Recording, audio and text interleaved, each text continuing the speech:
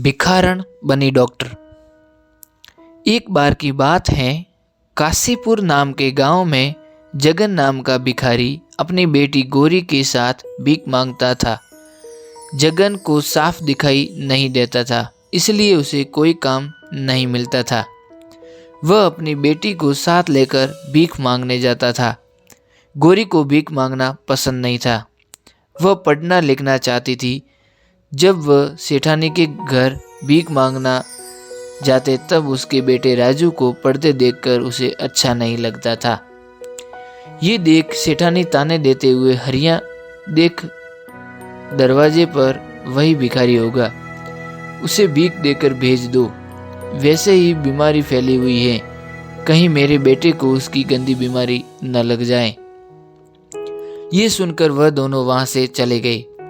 गौरी अपने पिता से पूछती है कि पिताजी, सारे लोग हमसे दूर क्यों भागते हैं? क्या हम गंदे लोग हैं? पिताजी बोले, अरे नहीं बेटा, बुराई तो हमारी गरीबी और इनकी सोच में है। गौरी बोली, पिताजी, एक दिन मैं डॉक्टर बनकर आपकी आंखों का इलाज करूंगी और इस गांव में एक अस्पताल भी खोलूंगी। उसके पिताजी बोले कि बेटा, हमारे लिए 2 वक्त की रोटी खाना भी मुश्किल है, अस्पताल कैसे खोलेंगी?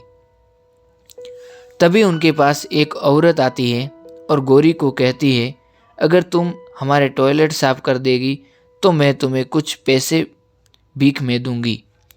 गौरी ने उनका टॉयलेट साफ किया और उसे बहुत बुरा लगने लगा।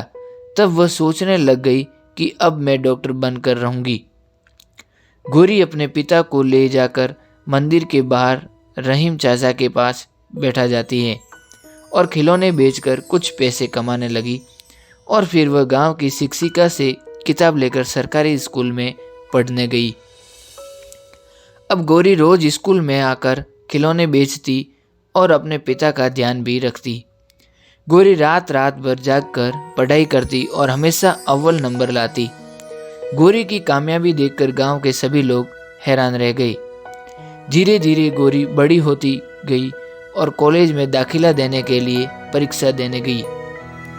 उसकी शिक्षिका उसका पूरा साथ देती थी। इम्तिहान में टॉप करके उसके पिताजी और शिक्षिका बहुत खुश हुए। अपनी पढ़ाई पूरी करने के लिए गौरी को बाहर जाना पड़ता है, परंतु उसका बिल्कुल भी मन नहीं होता है अपने पिता को छोड़कर जाने का।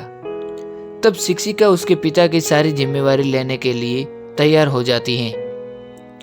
बाहर जाकर गौरी बिल्कुल लगन के साथ अपनी पढ़ाई जारी रखती है। थोड़े समय तक उसकी कोई खबर नहीं आती है और गांव फिर से महामारी फैलने लगती है। रेनू के पिता और राजू इस बीमारी से अस्पताल में पड़े रहे। वहां कोई भी डॉक्टर नहीं आ रहा था। इतने में एक नर्स आकर बोलती है कि आप दुखी मत होइए, आज हमारे अस्पताल में एक बहुत बड़ी डॉक्टर इलाज करने आ रही है। तभी वहां गौरी आती है और सभी उसे देखकर हैरान रह जाते हैं। तभी वह अपने पिता के पैर छूती है और सबका इलाज शुरू कर देती है। सबके ठीक होने के बाद गौरी अपने पिता की आंखों का भी ऑपरेशन कर देती है और रोशनी वापस आ जाती है। गौरी को देखकर सभी को शर्मिंदा महसूस होता है। सभी उसकी कामयाबी को देखकर बहुत खुश होते हैं और उसको माला पहनाकर उसका सम्मान करते हैं। तो दोस्तों, इस कहानी से हमें ये सीख मिलती है कि यदि गौरी के जैसे लगन, मेहनत, दृढ़ नीचे से काम को करें तो हमें कामयाबी जरूर मिलती है। धन्यवाद।